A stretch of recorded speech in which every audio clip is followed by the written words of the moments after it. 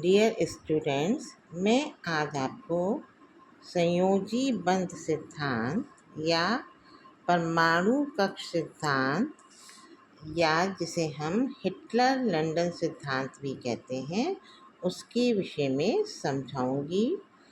Valence bond theory और atomic orbital theory और Hitler London theory, ये एक इम्पॉर्टेंट सिद्धांत है। इसे आप अच्छे से समझिएगा और याद कीजिएगा। ये सिद्धांत हिटलर तथा हिटलर एंड लंदन ने दिया। इसको बाद में पॉलिंग एंड स्लेटर ने विस्तार दिया। बच्चों, आप मेरे इस चैनल को सब्सक्राइब कर दीजिए और लाइक कर दीजिए, जिससे आपको मेरी और वीडियो मिल जाए और आप उसे अच्छे से समझ सकें केमिस्ट्री के अपने इस सिलेबस को। इस सिद्धांत के अनुसार केवल वह एटम्स सहसंयोजी बंध बना सकते हैं जिनके पास अनपेयर्ड इलेक्ट्रॉन्स या अयुग्मित इलेक्ट्रॉन होते हैं। अब ये अयुग्मित इलेक्ट्रॉन क्या है कि जैसे एक ऑर्बिटल है, अगर उसके अंदर 2 इलेक्ट्रॉन है तो ये पेयर्ड हो गए, और अगर एक ऑर्बिटल के अंदर एक ही इलेक्ट्रॉन है तो ये अनपेयर्ड इलेक्ट्रॉन है। सहसंयोजी बंध विपरीत स्पिन वाले इलेक्ट्रॉन्स के एक्सचेंज के कारण उत्पन्न बलों के कारण बनता है। इस सिद्धांत के मुख्य तथ्य निम्न हैं। पहला है, केवल वे ही परमाणु कोवेलेंट बॉन्ड बना सकते हैं जिनके पास एक या ज़्यादा अनपेयर्ड इलेक्ट्रॉन होते हैं। दूसरा सिद्धांत है, किसी एटम के पास जितने अनपेयर्ड इलेक्ट्रॉन होते हैं वह उतने ही बंध बना सकता है। मतलब एक अनपेयर्ड इलेक्ट्रॉन है तो एक कोवेलेंट बॉन्ड बनाएगा, 2 हैं तो 2 बनाएंगे, 3 अनपेयर्ड इलेक्ट्रॉन है तो 3 कोवेलेंट बॉन्ड बन जाएंगे। तीसरा है, बंध बनाने वाले एटम्स के इलेक्ट्रॉन्स की पेयरिंग युग्मन के कारण सहसंयोजी बंध बनता है। जब अनपेयर्ड इलेक्ट्रॉन्स पेयर्ड होते हैं तब सहसंयोजी बंध बनता है। पेयरिंग के द्वारा इलेक्ट्रॉन्स की स्पिन एक दूसरे के द्वारा उदासीन या न्यूट्रलाइज हो जाती है, क्योंकि उनकी स्पिन की दिशा अलग होती है, तो इस तब वे उदासीन हो जाती है। अतः दोनों एटम्स के इलेक्ट्रॉन्स की स्पिन की दिशा एक दूसरे के विपरीत होनी चाहिए। यानी एक एटम का इलेक्ट्रॉन अगर क्लॉकवाइज डायरेक्शन में स्पिन कर रहा है तो दूसरे एटम का इलेक्ट्रॉन एंटी क्लॉकवाइज डायरेक्शन में स्पिन करना चाहिए। चौथा है, इलेक्ट्रॉनों का पेयर दोनों एटम्स के बीच में स्थित होता है। जब कोवेलेंट बॉन्ड बन जाता है तो जो 2 इलेक्ट्रॉन का पेयर बन होता है वो दोनों एटम्स के बीच में स्थित हो जाता है। बंध बन जाने के बाद ये पता नहीं चलता है कि कौन सा इलेक्ट्रॉन किस एटम का है। मतलब जब बॉन्ड बन गया तो जो 2 इलेक्ट्रॉन उन दोनों के बीच में आए उसमें फिर ये पता नहीं लगता कि कौन सा इलेक्ट्रॉन किस एटम का है।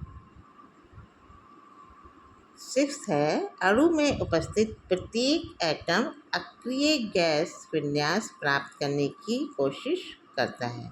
अक्रिय गैस विन्यास क्या होता है कि आउटर मोस्ट शेल में जो सबसे बाहर वाला शेल है, कक्षा है, उसमें 2 या 8 इलेक्ट्रॉन हो। तो हर एटम जो कोवेलेंट बॉन्ड बनाता है वो ये कोशिश करता है कि उसके बाह्यतम कक्ष में 2 या 8 इलेक्ट्रॉन हो जाए, अक्रिय गैस विन्यास हो जाए। उदाहरण के लिए हाइड्रोजन अणु के बनने की व्याख्या इस प्रकार की जा सकती है। जब दो हाइड्रोजन एटम एक दूसरे के पास आते हैं तब एक निकटतम दूरी पर दो संभावनाएं हो सकती हैं। जैसे ये दो हाइड्रोजन एटम है, ये एक दूसरे के पास आए तो जब पास आते गए तो एक निश्चित दूरी पर, जो सबसे पास वाली दूरी है, उस पर दो संभावनाएं हो सकती हैं। पहली, यदि दोनों एटम्स के इलेक्ट्रॉन्स की स्पिन की दिशा विपरीत है तब वे एक दूसरे को आकर्षित करते हैं और आपस में जुड़कर H2 मॉलिक्यूल बना लेते हैं। देखिए, एक ये हाइड्रोजन एटम है, दूसरा ये हाइड्रोजन एटम है। तो अगर इसके इलेक्ट्रॉन की दिशा क्लॉकवाइज है और दूसरे की एंटी क्लॉकवाइज है तब ये आपस में ओवरलैपिंग कर लेंगे और H2 मॉलिक्यूल बना लेंगे।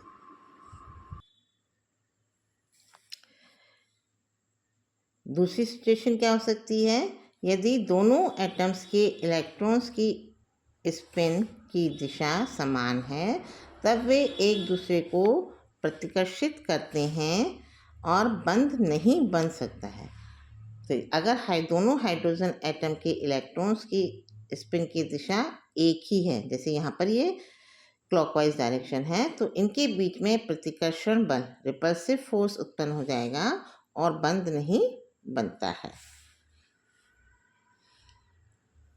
अब इसको पॉलिंग एंड स्लेटर ने विस्तारित किया। हिटलर एंड लंडन सिद्धांत था ये। तो ये पॉलिंग एंड स्लेटर ने इसको विस्तारित किया, जिसे हम पॉलिंग स्लेटर सिद्धांत कहते हैं। पॉलिंग तथा स्लेटर ने हिटलर तथा लंदन के सिद्धांत को विस्तारित दिया। उन्होंने कोवेलेंट बॉन्ड की दिशा की व्याख्या की तथा वैलेंस बॉन्ड थ्योरी को एक नया रूप दिया। इस सिद्धांत के मुख्य तत्व निम्न हैं। पहला, सहसंयोजक बंध तब बनता है जब बंध बनाने वाले दोनों एटम्स के पास अनपेयर्ड इलेक्ट्रॉन्स होते हैं।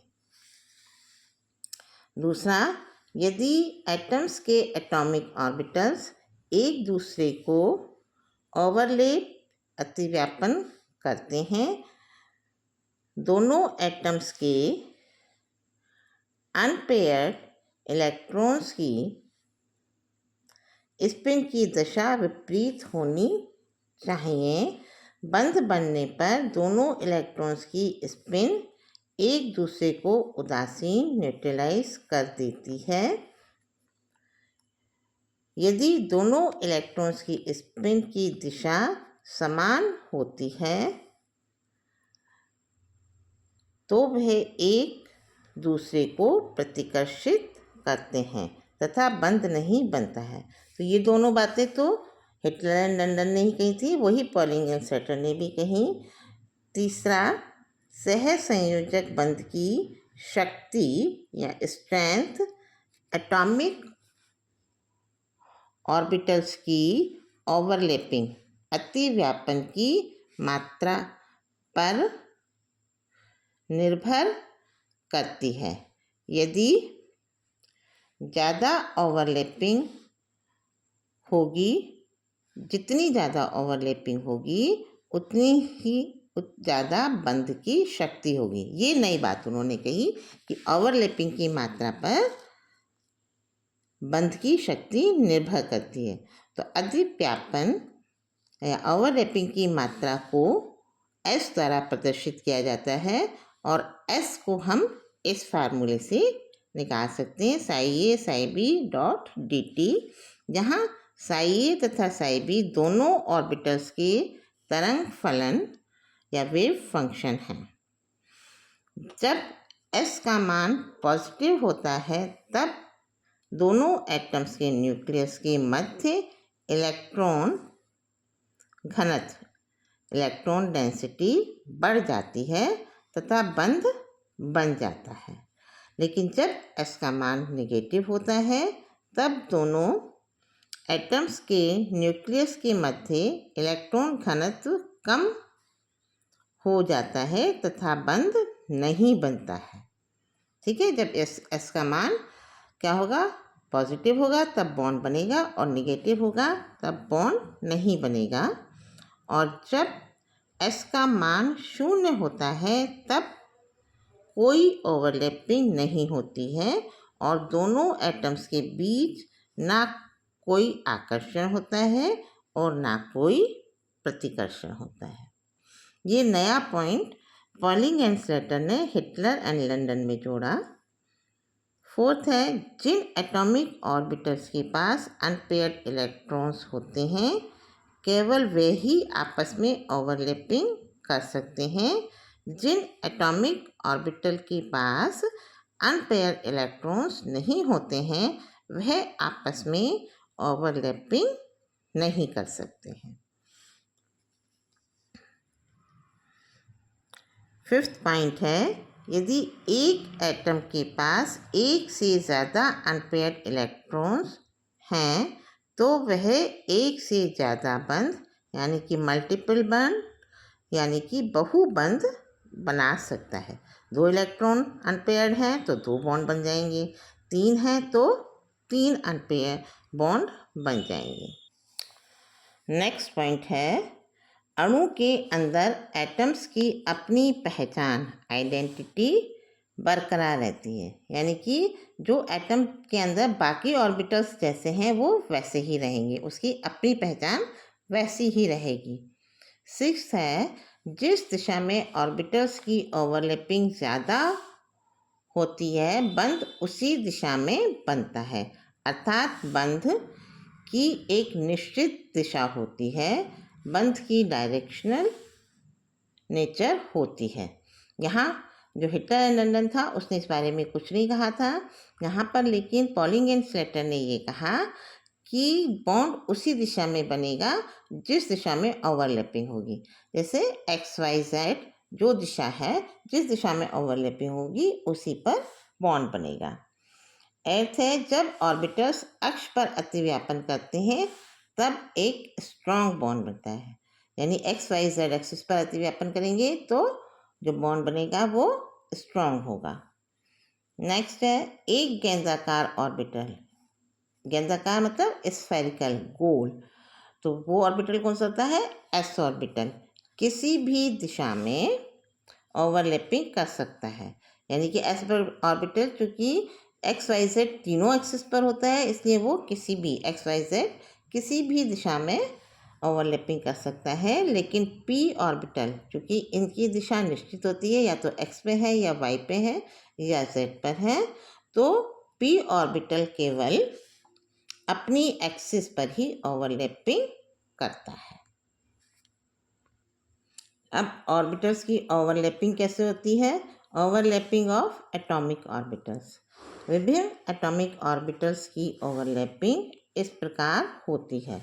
पहली है SS ओवरलैपिंग, SS अतिव्यापन। S ऑर्बिटल गेंदाकार होता है और वह सभी दिशाओं में ओवरलैपिंग कर सकता है। उदाहरण के लिए H2 मॉलिक्यूल में SS ओवरलैपिंग होती है। H2 मॉलिक्यूल में सिर्फ एक 1s ऑर्बिटल होता है, तो एक एटम का ये 1s ऑर्बिटल, दूसरे का ये 1s ऑर्बिटल, इन्होंने ओवरलैपिंग करी और ये SS ओवरलैपिंग हो गई। तो ये एक हाइड्रोजन एटम, ये दूसरा हाइड्रोजन एटम और ये H2 मॉलिक्यूल बन गया। दूसरी है sp ओवरलैपिंग, sp अतिव्यापन। इस प्रकार की ओवरलैपिंग में एक एटम का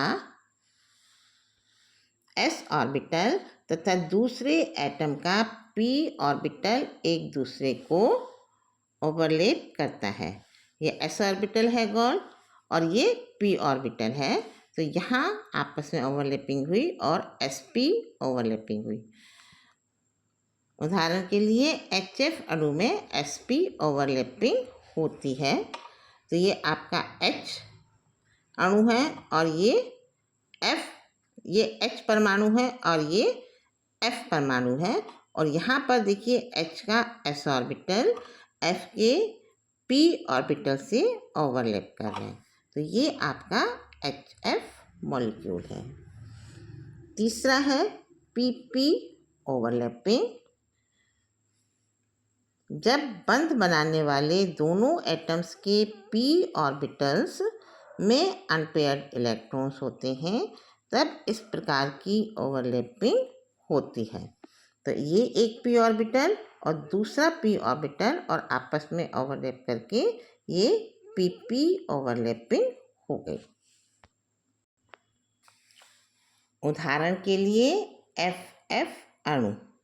तो फ्लोरीन के p ऑर्बिटल में एक फ्लोरीन के और दूसरे फ्लोरीन के p ऑर्बिटल में अनपेयर्ड इलेक्ट्रॉन्स होते हैं, इसलिए यहाँ पर एक F एटम का और दूसरे F एटम का p ऑर्बिटल आपस में ओवरलैप करते हैं और FF मॉलिक्यूल बनाते हैं। यहाँ पर ये PZ ओवरलैपिंग हो रही है। अब वैलेंस बॉन्ड थ्योरी की सीमाएं या संयोजी बंध सिद्धांत की सीमाएं। वैलेंस बॉन्ड थ्योरी को हम संयोजी बंध सिद्धांत भी कहते हैं। Limitations of valence bond theory, short में वैलेंस बॉन्ड थ्योरी को हम VB थ्योरी लिखते हैं। ये एक आसान सिद्धांत है, इसमें कोई मुश्किल नहीं है। आपने समझा इसको कि एकदम सिंपल है, इसमें कोई कॉम्प्लिकेशन नहीं है। इसके द्वारा अणुओं की संरचना तथा ज्यामिति की सफलतापूर्वक व्याख्या की जा सकती है, लेकिन इसकी कुछ सीमाएं हैं जो इस प्रकार हैं। पहला, ये सिद्धांत उप सहसंयोजक बंध कोऑर्डिनेट बॉन्ड के बनने की व्याख्या नहीं कर सकता है। देखिए, एक तो आपका सहसंयोजक बंध होता है जिसमें एक एटम का एक इलेक्ट्रॉन और दूसरे एटम का एक इलेक्ट्रॉन शेयरिंग करते हैं, लेकिन जो कोऑर्डिनेट बॉन्ड होता है उसमें क्या होता है कि इलेक्ट्रॉन पेयर एक ही एटम का होता है और वो दूसरे एटम को डोनेट कर देता है। अब यहाँ पे आपस में शेयरिंग तो नहीं हो रही है, लेकिन इलेक्ट्रॉन्स जो हैं वो एक ही एटम के हैं। इसलिए यहाँ पर वैलेंस बॉन्ड थ्योरी में से उप सहसंयोजक बंध यानी कोऑर्डिनेट बॉन्ड के बारे में कुछ नहीं कहा है कि ये कैसे बनता है।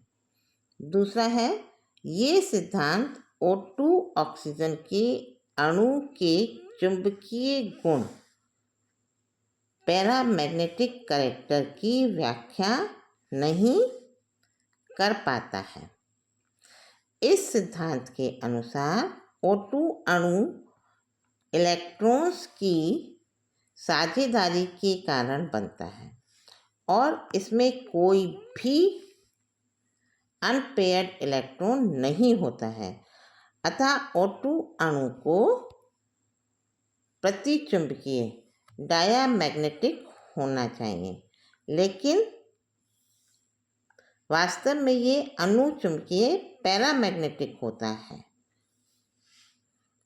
तो कैसे होता है ये इसको ऑक्सीजन मॉलिक्यूल के पैरामैग्नेटिक कैरेक्टर को हम वैलेंस बॉन्ड थ्योरी के द्वारा नहीं समझा सकते हैं। दूसरा है, ये सिद्धांत धातुओं के बंध तथा ऑड इलेक्ट्रॉन्स मॉलिक्यूल्स के बंधों की व्याख्या भी नहीं कर पाता है। कुछ मॉलिक्यूल्स होते हैं जिसमें कि एक ही इलेक्ट्रॉन की शेयरिंग हो जाती है या 3 इलेक्ट्रॉन की शेयरिंग होती है, उन्हें हम ऑड इलेक्ट्रॉन मॉलिक्यूल्स कहते हैं। तो इनके बनने की भी व्याख्या वैलेंस बॉन्ड थ्योरी नहीं करती है। नेक्स्ट है, ये सिद्धांत कोवेलेंट बॉन्ड के पार्शियल आयनिक कैरेक्टर की व्याख्या भी नहीं कर पाता है। आपने डायपोल मोमेंट पढ़ा था, उसमें कोवेलेंट बॉन्ड के पार्शियल आयनिक कैरेक्टर के बारे में समझा था। तो वो कैसे होता है इसकी व्याख्या भी ये वैलेंस बॉन्ड थ्योरी नहीं कर पाती है। तो बच्चों, ये था आपका वैलेंस बॉन्ड थ्योरी।